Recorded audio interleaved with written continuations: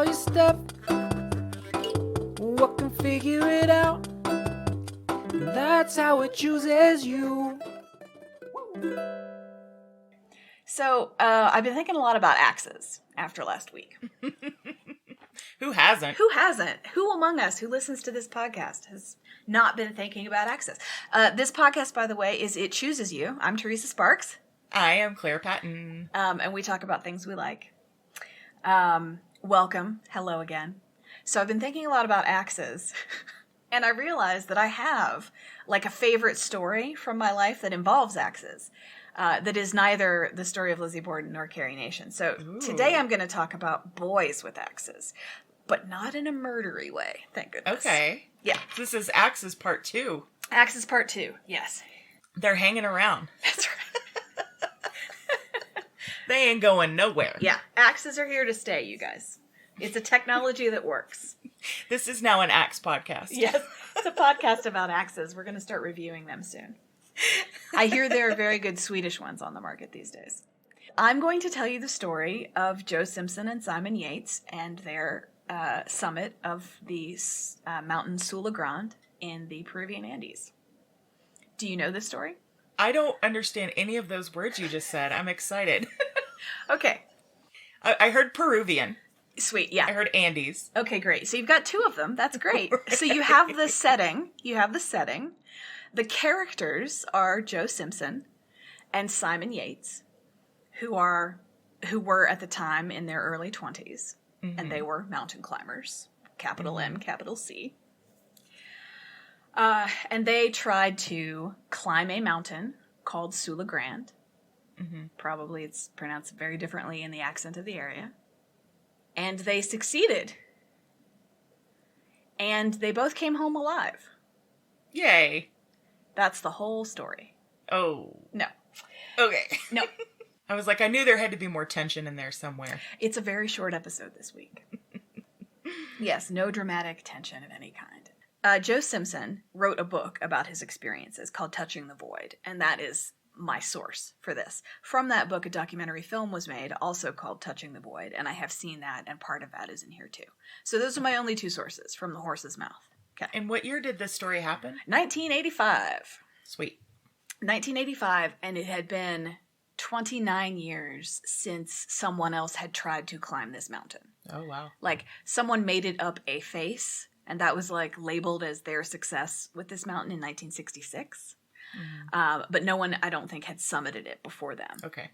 They're young, they're very fit, they're very good at climbing mountains. Where are they from? They're from England. They are both from England. They are British chaps. They're British chaps. That's correct. You and I have talked before in relation to, like, Everest disasters. Maybe not on the podcast, but definitely in real life, about how we do not understand the personality of people who climb mountains. Absolutely not. We just don't get it. Yeah. And I still don't get it. I'm fascinated by stories of mishap and misadventure on mountainsides, but have no interest in climbing any of them, you know? I mean, let's face it. Mountains are for looking. It's not touching. That's right. Mountains, look, don't touch. We live in Colorado, where people come for, like it's an Olympic sport, they come and climb 14ers, right? 14,000-foot peaks. And there are many of them here. And I'm in school with someone who literally did 3 in a weekend a couple months ago. Because he's an ex-Navy SEAL, and that's the kind of fucking personality you have to have. Like, that weird tenaciousness that needs to hook onto something. And I guess people get upset if you're tenacious about them. And so, thankfully, mountain climbers have put that tenacity somewhere where it can't do damage to interpersonal relationships. Yeah. They put it on the hillside. Yeah. Yeah. You know what a 14er is for me? Cup of tea and 13 ginger cookies mid-afternoon. Nice. Nice. I'm just climbing a 14er. I thought you were at home. Oh, I am. So these two guys are young and fit, and they love climbing. And Joe Simpson, who is like the centerpiece of the story, like it's his story we're telling, right? Joe Simpson says, we wanted to climb the world. We climbed because it was fun, we were young and fit and really good at it, and we were just going to do it. And we knew that other people had tried to climb this mountain before and failed. And I just thought, well, we're better than them. We'll just fucking do it. So that's him. awesome. That's him. He's like, we're better than them. We'll just climb it. It'll be fine. I have a question here. Yeah. Are there any mountains in England? Well, it depends. What's the definition of a mountain? How tall does it have to be? But the answer is no. There are no mountains in England.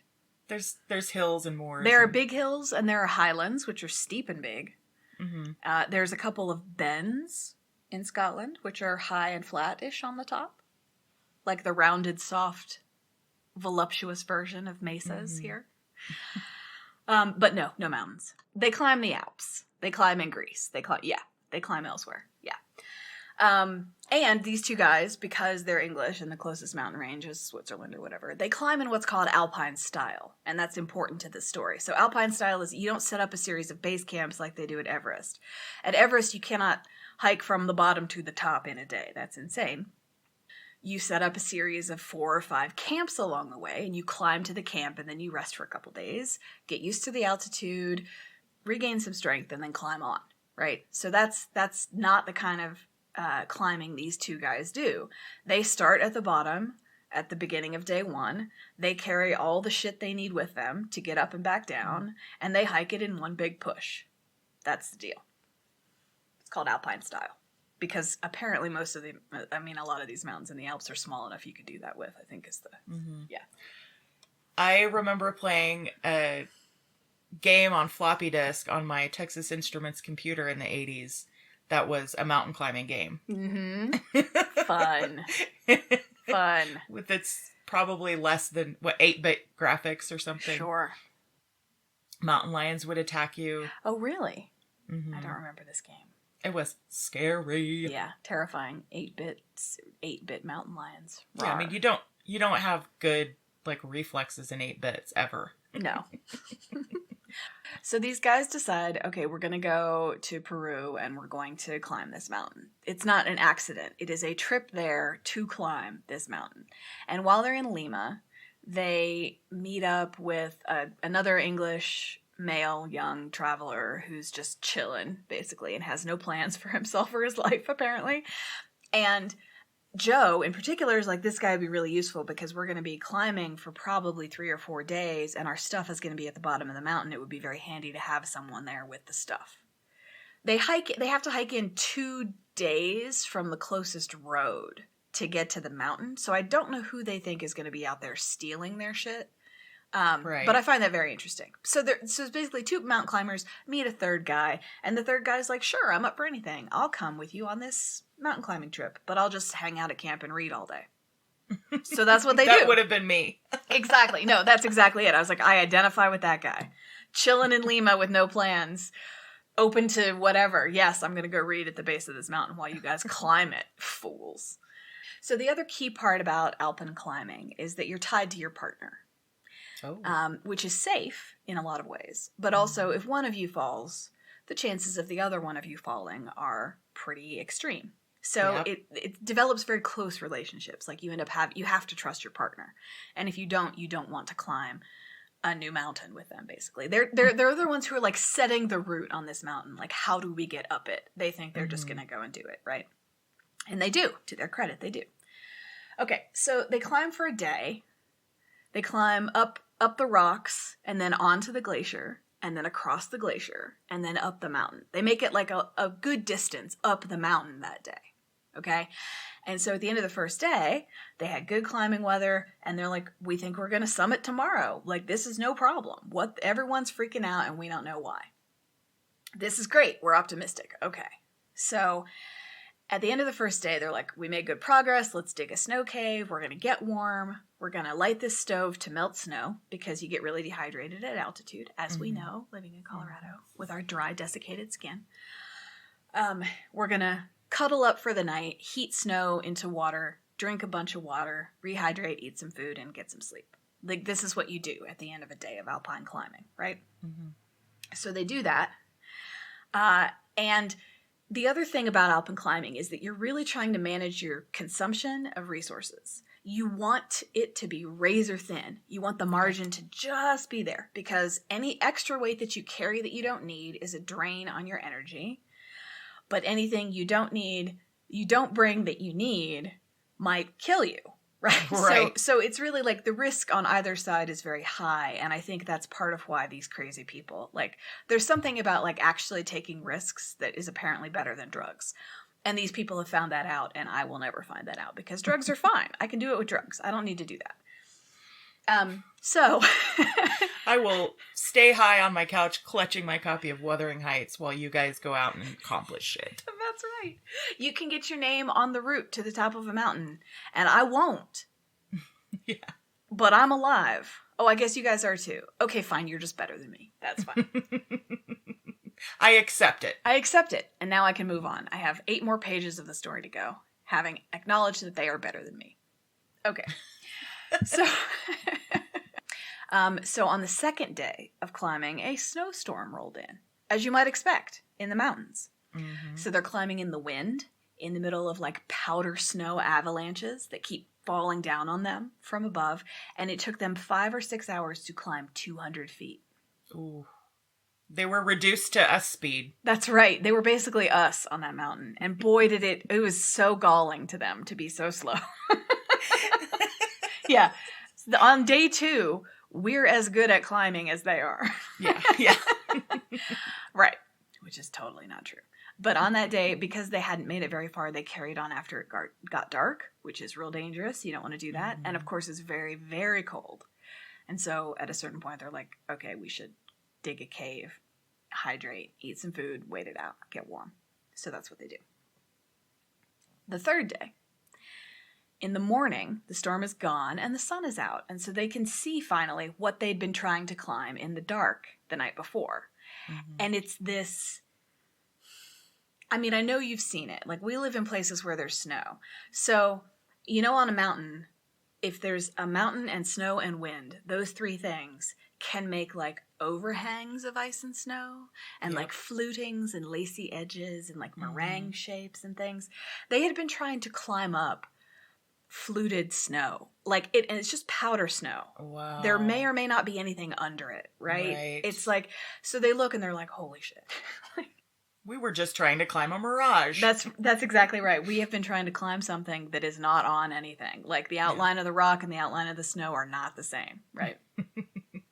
So they realize they have to keep climbing, and they get worried at this point because they're like, we may climb to a point where we cannot continue up, and we know for a fact we cannot get down from here. Like, we need to find a different way down. Mm-hmm. And so they're like, are we climbing ourselves into a trap, basically? Yeah. So they had those fears. Were they able to have a route plotted out beforehand? I would assume not. No. So I think how it goes in mountain climbing is that if no one has summited, like, as you summit it, you mark your route, and then you tell people that you climbed it by this route so that people can then go do it later, right? Right. And you name your route something, and then it's out there in the climbing community, and they're like, I'm going to go try Joe's left turn, and I'm going to get up there, and this is about how long it should take, and this is where he went. But they were trying to do it in a fully new way, climbing the mountain on a different face than had been climbed before. They climbed up the west face. And so no route markers. They didn't know where they were going. They were trailblazing. Mm-hmm. Yeah. So they're climbing and they're concerned, but by about 2:00 in the afternoon, they had gotten up to the ridge, and they were off of the flutings and the meringues and the crazy west face. They were on the ridge of the mountain. And so there's a little bit of relief at this point. And Joe says in this documentary, he's like, at that point we had climbed the face and no one had done that before. And he's like, I don't even need to see the top of this thing. Like, we've done the thing. We've had 2 days of really hard climbing. This is enough. And he's like, but then I thought, we're so close. Like, we might as well get to the top of it. Right. We might as well. At this point, they're like, 200 yards away or something. 200 yards up, but still so close, right? Right. And this kind of personality is not going to fucking let that go. Yeah. You can't blame him. No, sure. No judgment. They're better than I am, as I've clearly said before. Well, I still refuse to admit it. Oh. So there. Well, that's nice.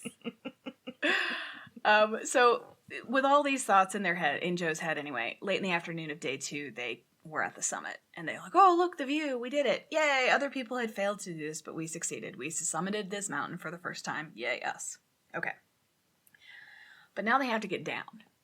And I'm assuming the answer to that is not a zip line. It is not a zip line, unfortunately, but boy, wouldn't that be fun if they had dragged a zip line all the way up. Ooh, so much fun. No, they have to climb down, and something like 80% of mountaineering accidents happen on descent. Yeah. Okay. Because gravity. Because gravity. That's right. It's foreshadowing, but it's not very good foreshadowing because I've already told you that they both survive. So it's fine. I actually feel relieved. I'm glad you...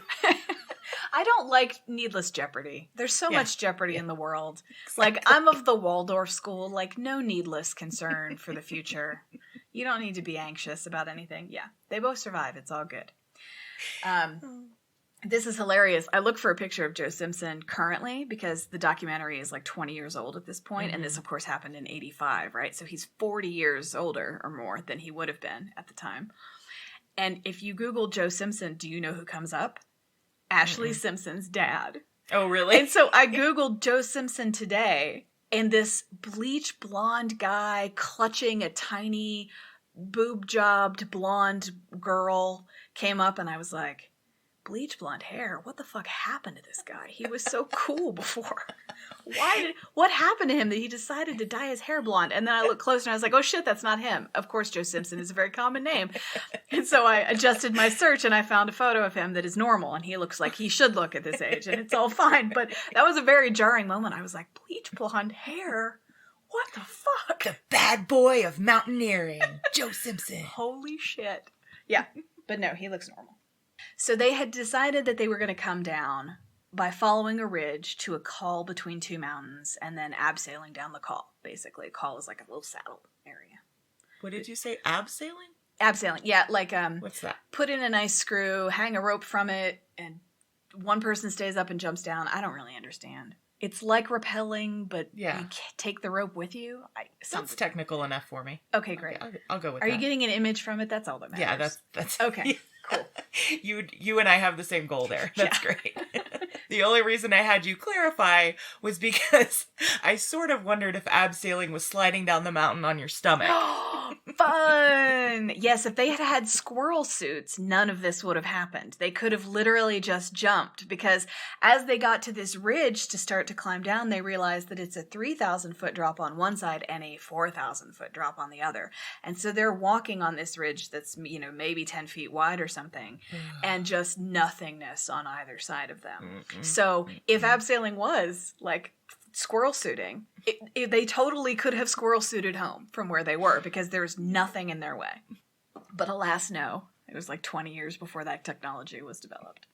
They're going very carefully, but the storm kicks up again. And about half an hour after leaving the summit, like they've seen the drop on either side, and then a snowstorm comes and they're essentially in a whiteout and they can't see in front of them.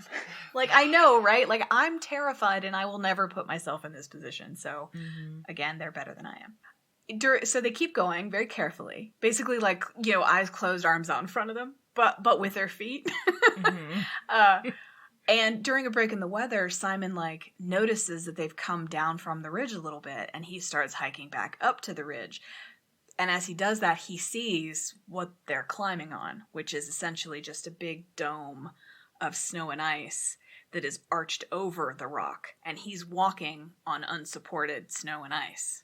Oh, fuck. And so at that point, when he notices it, he says it was almost immediate. I noticed what we had been climbing on, and then the snow and ice below me gave way, and I fell. Oh, shit. So he was terrified. He was just like, okay. But he only fell a little bit, and he wasn't hurt. And he remembers, in the documentary, I joked. I shouted to Joe, hey, Joe, I found the ridge. He made it, he was, so relieved that he made a little joke out of it, right? They had hoped to get down on that third day. But as the sun was setting, Joe sort of looked out and saw, what mountains they were level with, and he's like, oh, man, we're still really high. We're not, this is not... This is not great. We're still really high. We thought we were going to get down today. And as they are melting snow for their drinking, cuddle, warming snow cave session that night, the gas runs out. Okay. So they're super dehydrated. You can't just eat snow and expect to get enough water. That's not how that works. You can't possibly eat enough. Also, it cools you internally, which is not great when you're in a cold environment. You have to really melt it to get it. Mm-hmm. And they now had no way of doing that. So day 4 dawned with no snorms. No snorm. Shit. Trying to read and talk at the same time. Should this episode be called No Snorms? No snorms. So day 4 comes, and it's still and clear in the morning. They're like, oh, this is perfect. Perfect descent weather. Yeah. And so they just start walking because it becomes clear as soon as they look around. They're like, oh, we got down the worst part in, like, yesterday. Like, that was terrible, and now the rest of it's pretty straightforward. Let's just keep walking. So Joe's going first at this point, and he comes to, like, a vertical wall of ice and snow, like, on the ridge. So, like, if a ridge is going up, sometimes it doesn't just go up and you walk on it like a path. Sometimes there are walls where the elevation of the ridge changes very drastically over a short period of time. So he comes to one of those and he's like, okay, well, I got to climb down it. And they're total, like, this is what they do. They're climbers, right? Yeah. And so he's like, okay. And he goes and he has his, like, giant, nasty ice crampon shoes. And he has 2 ice axes. And he's just like, I'm just going to go down. Step 1, step 2, step 3. No problem. And he describes it. He says, you know, when you're doing that kind of climbing, it was really important to me to get just, like, rock solid placements of the axe every time. Oh, yeah. And so I hit one, and it sounded weird. And so I had one in, and I had my feet in the wall, and I took out the other axe to get a better placement. And I pulled it out, and I was about to swing it to place it better, and the top axe pulled out of the wall. And he just fell. It just fell. He just fell. Oh, God. Now, he's attached to Simon. Right. And he's not far enough away from Simon that there's any, like, impact on Simon, but he falls down this thing, and when he lands, he breaks his leg. Not good. Not yes. good. So he landed with such force that his lower leg actually jarred up through his knee joint and split his knee joint apart. Oh, God. I don't know much about mountain climbing, but I know that having an intact leg is probably important. Yes, you're correct about that. That's very good intuition / pattern recognition. I mean, I feel like I'm ready to set out tomorrow. Yeah. Really. That's honestly. really all you need.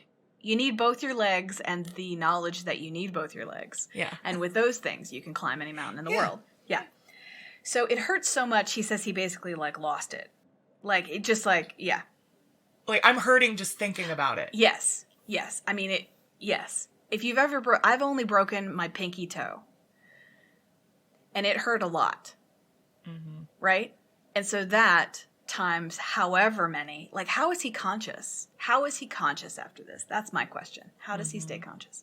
So he freaks out. He says he went wild with pain for a little bit, but he kind of gets himself together. And he looks around again at the mountains. And he says, he's like, I know how high we are, and I can't have broken my leg, because if I just broke my leg, that means I'm dead. So I didn't break it. He said, like, because if I did, I'm dead. So no, it's not broken. So he just had to lie to himself. Yeah. I mean, and so then he, like, you know, tries to use it or whatever. And he's like, no, okay, I'm fucked. He never says fucked, by the way. He's too polite for that, maybe. Stuffed. They say stuffed. He's like, I knew I was stuffed. And I was like, man, that's so English. but this is what we do. We break it down for you. That's right. You know. And usually that involves cursing. Yeah. I mean. So at this point, his leg is broken, and he's trying to, like, strategize, deal with the pain, not just break down crying and kill himself. That's what I'd be doing. I'd just be like, well, I'm just going to lose it now. But no, he feels the rope go slack, so he knows Simon is coming toward him. And Simon says in this documentary, when he looked down at Joe at the bottom of this ice wall, Joe looked up at him with this look that was like desperation and exasperation and fear and apology. And Simon said, I had no idea to that point that a single look could contain so much information. Simon asked if Joe was okay, and Joe said it occurred to him to say, yeah, I'm fine, don't worry about it. But then he's like, actually, no, I've broken my leg. And Simon at this point says, I thought we would be very, very lucky if either one of us got off the mountain alive at that point. And Simon also admits, like, for a minute, he's like, I thought about how much easier it would be if Joe had died. Because then I wouldn't have to try and get him down this fucking mountain. He's not gonna leave his buddy behind. That's right. So he's like, it would have been really a lot easier if Joe had died. But he didn't. And so without even really talking about it, Simon starts to loop ropes together and hook one around Joe and do the thing so that he can lower Joe on a rope. They have 2 ropes that are 150 foot long each, right? So they tie them together with a knot in the middle. He lowers Joe 150 feet. He tugs on the rope so Joe knows to stand up and take the weight off the rope. So he stands on his good leg while Simon moves the knot to the other side of the belay device or whatever. And then he lowers him another 150 feet, and then Simon comes down to meet him. So that's how they're going to get off this mountain. They're going to lower 150. Joe's going to stand for a second, move the knot. They're going to lower another 150, and Simon's going to follow him down. And they do that. Like, that's it. They just proceed. Wow. Yeah. They just proceed that way. And Joe says he remembers being really mad at Simon because Simon was going really fast. And every time his foot would catch the mountain, it would just, like, bump his shattered knee again, right? And, like, I think maybe he even split his femur. Like, he was a mess. And he remembers getting angry at Simon, but also knowing, like, no, he's doing the right thing. We have to go as fast as we can because we're dehydrating and all of, like, jeopardy is intense right now. The fast is right. I'm just going to have to contain my grump, basically. Yeah. So, in this way, they proceed down the mountain. And then another storm blows up. I mean, there's a storm every day. They're high in the mountains. That's not fair. I know, it's not fair. Not fair. Mountain climbing is not fair. It's not fair, you guys. Yeah, exactly. This is why we're not mountain climbers. Because we believe fair applies to that situation. Right. Well, that's just unsportsmanlike, mountain. Yeah, you dick. Yeah, right. So the storm comes in and the wind is howling. And I think it's late in the day at this point because they talk about the wind chill being like minus 80. Like, they're just frozen. They're just frozen. Their hands don't work. Nothing works. They're barely alive. They're just trying to slide down this mountain. And what they should have done, which is dig a cave, heat some water, drink and cuddle until it blows over, they can't do. They don't have any gas, and his leg is getting worse. It's just not an option anymore. They have to keep going. And so this moment really clearly to me, like, shows you how their assessment of risk and ours are very different. Because, like, only now do they talk about thinking, oh shit, the wheels have come off this expedition. Only at this point do they think, oh, the wheels have come off. This is a mess. We're going to be really lucky to get, like, at no point before. Everything before was fine. That's just part of what happens. Only now do they think that. So they're moving through this storm, but then as Joe is being lowered, he says he notices that the slope has changed. And it went from being maybe 45 degrees to being much steeper than that. And he feels that the ground underneath him is hard. Not just snow, but there's rock under there. There's something else under there. And he starts screaming for Simon to stop. Because if he falls off a cliff, like, it's all over, right? Screaming for Simon to stop. But the wind is howling, and he's screaming in pain anyway. So Simon is not listening for that. And Simon lowers him and lowers him and lowers him right off the edge of a cliff. Yeah. So Simon is up there with the rope tied around him in, like, a carved out bucket seat of snow that he's using to anchor himself while he lowers Joe. And then suddenly the rope is taut, and he tugs on it when he gets to the knot, and Joe doesn't do anything, right? Because he's literally hanging in space over the edge of this cliff. He's too far away from the wall to get his axe into it or, like, pull himself to the wall. He can't climb up the rope, and it's a storm, and it's howling, and it's negative 80 degrees. Yeah. I am aghast. Yes. That's all. That is the correct reaction, I think. Yeah. So very charmingly, Simon says, I pulled on the rope, which was Joe's signal to stand up so I could move the knot. And nothing happened.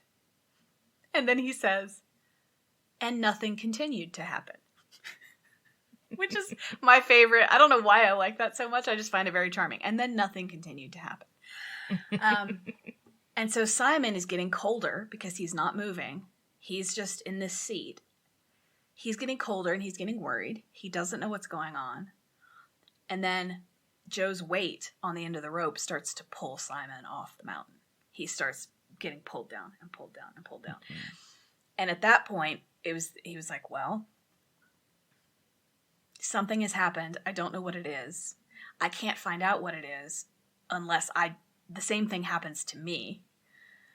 I'm assuming I don't want that thing to happen to me, right? And so only at this point he's like, okay, well, I have a penknife. And he just realizes his position is untenable, and he cuts the rope and cuts Joe loose. Oh my God. Yeah. Like, the gravity of that decision. He's essentially saying, if Joe is not dead, he is in a place where I can't save him. In order to save myself, I have to detach myself from Joe. And I guess this is how I'm going to do it. Ooh. Yeah. Yeah. Now, it's very important to me. I heard this story before I read the book.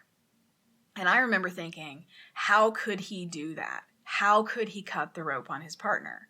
But having read the book, I'm like, I wouldn't have even tried to fucking get him off the mountain. I would have run for it and said, bye, take care. Yeah. You know, like, I wouldn't have even tried, right? And it's really wonderful, actually, because Joe... Okay, so at the point at which Simon cuts the rope, Joe falls. And he falls 150 feet or something. He breaks through a snow crust at the bottom of this cliff and falls into a crevasse in the glacier. So, good news, he's at the glacier. Bad news, he has a broken leg, 80 feet down in a crevasse, and he has absolutely no way of climbing up out of it. Yeah. And his partner doesn't know he's alive. And his partner doesn't know he's alive. And he says, I have to assume Simon thought I was dead. And that's what, or like he knew that our position was untenable at this point, actually. And at no point in this does he ever blame Simon. I mean, that's what I wondered about. No, he never blames Simon. He's like, he made the right call. Like, I appreciate that he tried to get me down because he saved my life. Like, he saved my life. If he had left me where I broke my leg, I never would have made it. Well, and the kind of people that do this when you're in these situations, like, there's no bullshit. That's right. That's right. Yeah, it has to be very practical. The razor thin margin of resources is literally the difference between life and death. You cannot be a romantic, right? Useless. Romance is useless on the mountain. Right. And so Joe falls into this crevasse and he lands on like a 2-foot wide, 3-foot wide pile of snow. And he looks, and he's basically just on a ledge within the crevasse, and there's just blackness below him. He can't see the bottom. His headlamp is on, but his headlamp isn't even making a dent in the darkness. This crevasse is like 30 feet wide. It's huge. How does this story keep getting worse and worse? Yeah, and it keeps getting worse and worse is the other thing. It's just this is why it's such a good story, right? So he's like, okay. And so Simon is like, okay, I've just killed my friend. Mm-hmm.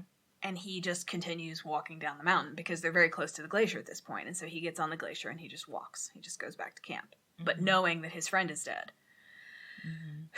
And Joe looks up and he thinks that Simon has died. Or it's possible that Simon has died. And so maybe Simon fell off the cliff and his body is going to be a counterweight for me on the other side of the crevasse opening. And I'm going to pull on this rope and it's going to catch taut on Simon's body. And maybe I can figure out how to get out of here. Maybe I can, make my way up this thing. I think at that point I'd be like, yeah, I'm dead. Yeah. So this moment in the story is actually what makes it interesting for me. You're putting yourself into a situation where lots of accidents are possible. Many things can happen to endanger your life in this situation, right? And so I'm not super interested in that because, you're choosing that. And it's fine if you choose it. And sometimes it makes a really good story. But it's not particularly interesting to me in a way that would make me remember this for as long as I've remembered it, okay? Right. And so what's coming is what makes this story good to me. Which is that Joe is on this ledge, and he's like, I can't. He has the rope now. It's not attached. And he looks at the end, and he sees that Simon cut it. And he's like, well, yeah, okay, that's smart. But he knows that Simon's not up there. He calls, and he can't hear him. He's tried to make contact. He can't. He knows he can't climb up an 80-foot overhung ice wall with a broken leg. He couldn't have done it fully healthy, he says. Mm. So he turns off the headlamp, but he realizes he really doesn't like it in the dark, and so he turns it back on. And he starts to descend into the crevasse. He knows he can't make it out going up, so he decides to climb down into the darkness. Does he have any equipment on him? Well, he has his harness, his climbing harness. He has at least 150 feet of rope that has just fallen down. He has ice anchor bolts and things like that. Yes, he's still capable of climbing, except for the broken leg part. But the moment of making that choice, because I feel like I'm the kind of person who would just be like, oh, well, I guess I just go to sleep and die now. I guess that's because I'm certainly not climbing down into frozen hell to get out of here. Even if it's the possibility of getting out, I'm not fucking doing that. Oh, no. I would rather die, right? And he's like, no. I'm going to live. And if it means that I try to get out that way, then that's what I'm going to do. And so he descends into this crevice. Oh my God. He doesn't put a knot into the end of the rope. So when you're climbing, you throw a knot in the end of the rope. So if you let go and everything goes wrong, the knot will actually catch you and you won't fall. He doesn't tie a knot in it because he knows that if he gets to the end of the rope and he's still not on the ground, he wants to just be able to let go.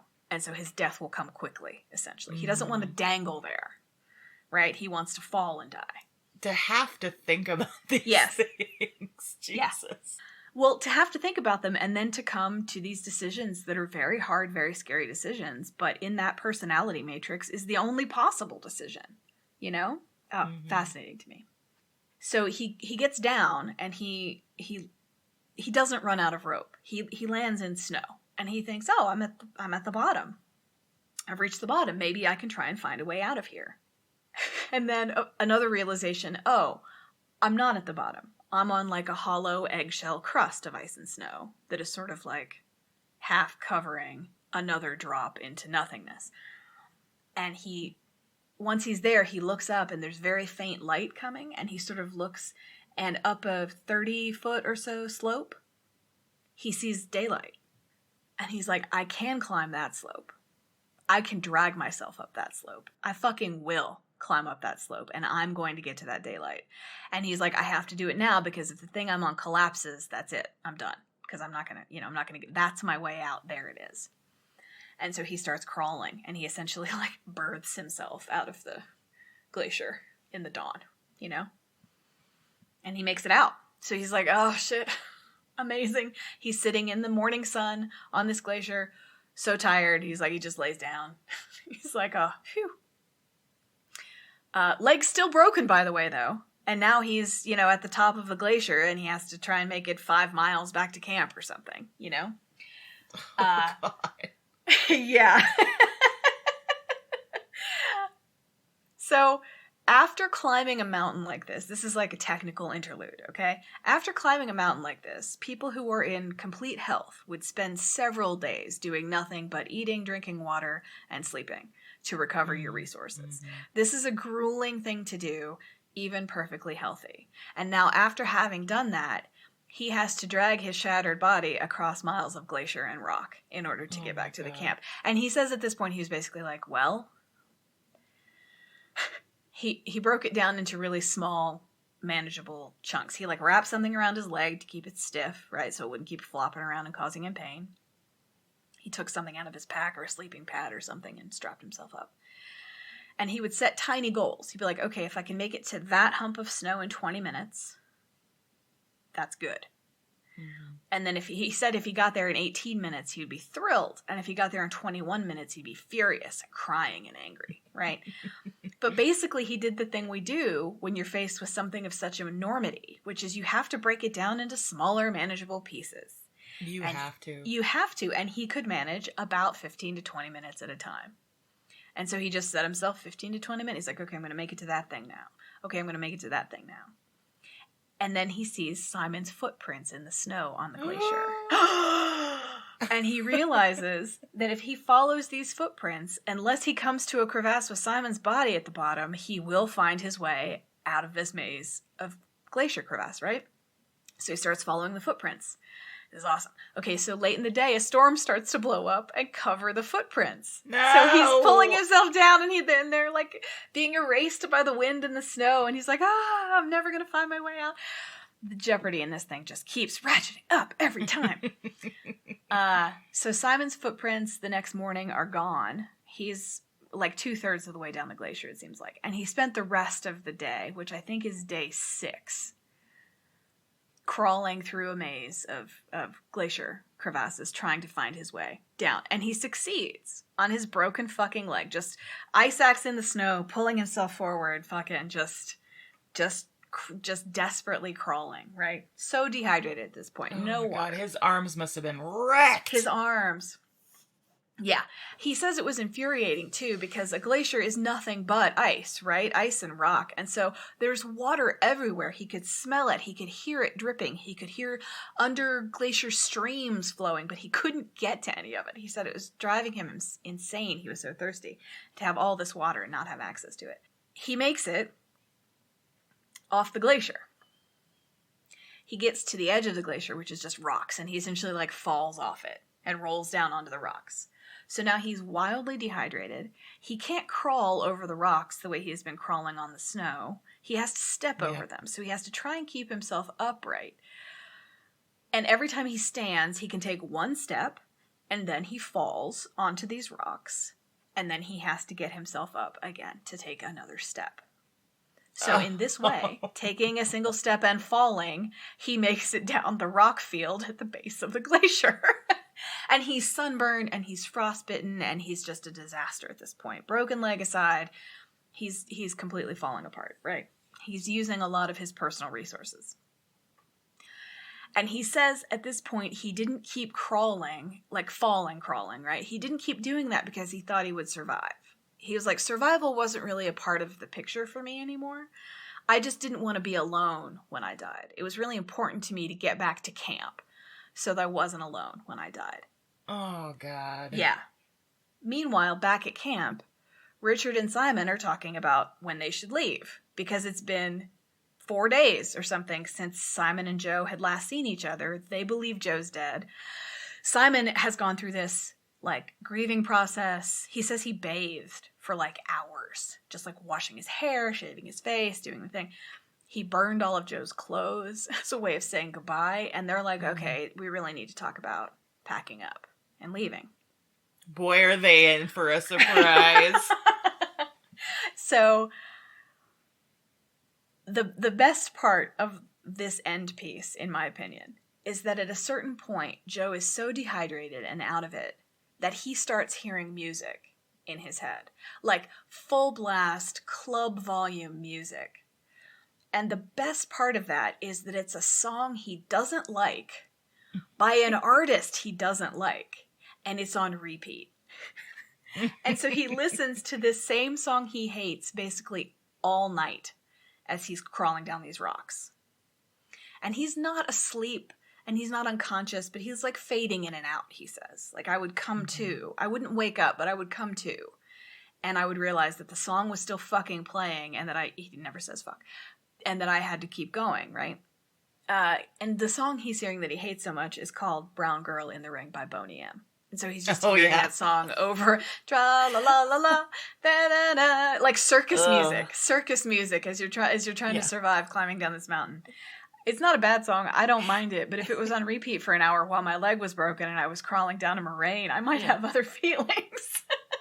Yeah. And it's like, now my brain is attacking me after all this. Like, Exactly. But that's what I thought. I was like, Jesus, you couldn't like give me something I enjoy. But then I was like, no, because his whole thing is that he's going to fucking survive. He doesn't need something he likes. He needs to crawl away from a song.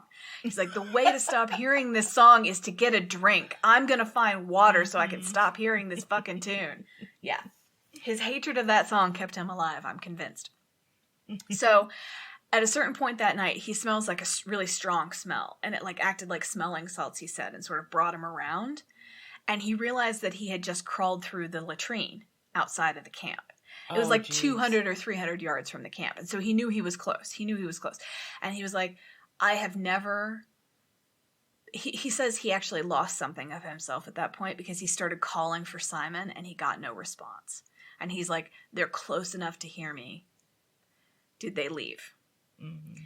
And this is the only point in the documentary where he like has to wipe away a tear because he'd made it this far and he'd allowed himself to hope that he was going to make it. And then no one responded to that call. And he's like, and he kind of lost it. But he's calling Simon, Simon. Meanwhile, in camp, Richard says, I woke up and I had been like tending to Simon and making plans to leave and packing up and all of this.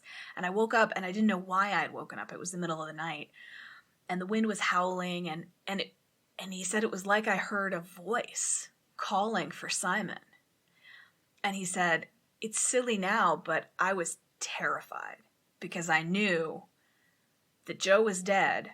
And if someone was calling for Simon, it was Joe, but it wasn't living Joe. It was something else. Something else has come down that mountain. Creepy. Yeah. And so he's laying there in his tent, terrified and not moving. And finally the calls wake Simon up, who I guess they're sharing a tent, which makes sense. So the calls, the show is crying Simon's name, and Simon wakes up and hears it and immediately like jumps into action. He's like, that's Joe. Joe's not, get your fucking ass up, Richard. Let's go. He's not scared of zombies. He's not scared of fucking zombies. He's like, that's not a zombie. That's Joe. I'm going to go get him. And so they go and they find him. And Joe says he remembers like Simon cursing a lot. Like just cursing a lot. And that was very unusual for him. And like holding him. Joe says he remembers the feeling of Simon grabbing him around the shoulders and holding him. And Simon's like yelling at Richard, you bastard, take his hips, you bastard. We have to get him back to the tent. Like yelling at Richard, who's afraid of zombies. Again, that's me. I'd be the one, is it a zombie? And the mountain climber would be like, Jesus Christ, get your shit together. It's clearly Joe, right? So they haul his ass back to the tent and they throw blankets on him and they lay themselves next to him and they warm him up. And literally the first thing Joe says once he's like conscious and aware of his surroundings, he says, I would have done the same thing. He immediately tells Simon that he would have done the same thing. Absolutely no judgment or whatever. I mean, you might as well address the elephant in the room at that point. Yes, the elephant in the room is that you left me to die on a mountain, but, you know, just FYI, I would have also left you. And so this is the point of the story where Simon, like, starts to tear up. Because, like, he was trying to make up, like, is there a way that I can tell this story and it'll make me look better? I thought about that for a long time as I was coming down by myself. But then as soon as I saw Richard, I immediately told him everything that had happened. He was like, I can't, that's not how I'm going to do this. Yeah. I told Richard everything that had happened, exactly how it had happened. I can't imagine that you'd come out of an experience like that intense and grueling, and be clouded in your own bullshit still. Exactly. Yes, exactly. He's looked into the eyes of death, and death has made it clear that he needs to tell things exactly how they happened, right? Mm-hmm. Well, and the personality that climbs a mountain is not the personality that then is like bullshitting back on the ground, right? Like there's the whole point is that there's less bullshit out there. The world is bullshit. We climb mountains because they lack bullshit. And I don't think he could come back and like be a bullshitter. Doesn't seem like in his personality. But anyway, but the first thing Joe said was, I would have done the same thing. It's not your fault. And then they basically like stiffened up his leg and fucking hiked him out for 2 days to the nearest road or whatever the hell, or they kept him there. I'm not sure how the rescue moved on from that point, getting like the logistics of getting back to civilization and a hospital. But he had a bunch of surgeries and he climbed again 2 years later. And when they came back and the story got out, the climbing community was really hard on Simon and was like, how could you do, like my reaction, how could you cut the rope on your partner? Yeah. And Joe always very publicly, and Joe Simpson is kind of a dick. Like, he's just kind of a dick. He's very good at what he does. He's self-aware, which I like. But telling this story, it's like, oh, you're kind of just an asshole. You're just like, there's just something in you that is not built to make soft corners and make things fit. Like you're happy with the angles in a way, which it attracts me to him. He's an interesting person. Mm-hmm. But he's not someone who would tolerate nonsense that he thinks is nonsense. And so he was very straightforward. He's like, you guys you weren't there. It's not your call. I'm the one it affected, and I'm telling you it was the right choice. Shut the fuck up. Like, he just, and that's a fair point. I mean, you got to take the cue from the person who was affected by the situation. Who was impacted. And the decision. That's right. Yeah. Who had his leg split. Yeah. I mean, who the fuck am I to judge? Who crawled through a latrine? Not you. Yeah. Well, and I'm just imagining that moment where he thought they might be gone, to have made it all that way. Yeah. And died in camp. Yes, died where the tents used to be. Yeah. Oh. I can see why that's the moment he teared up. Well, yeah, for that personality type, right? Oh, curling up in a sleeping bag to die. What's worse? What's lamer? Not lame. You know, like, what's... Yeah. What's uncooler than that? What's more pathetic than that? Just curling up and dying, you know? After having done this superhuman feat of surviving all of the other stuff, than to just, like, die where camp used to be, you know? Mm. Yeah. Yeah, I get why he teared up at that, too.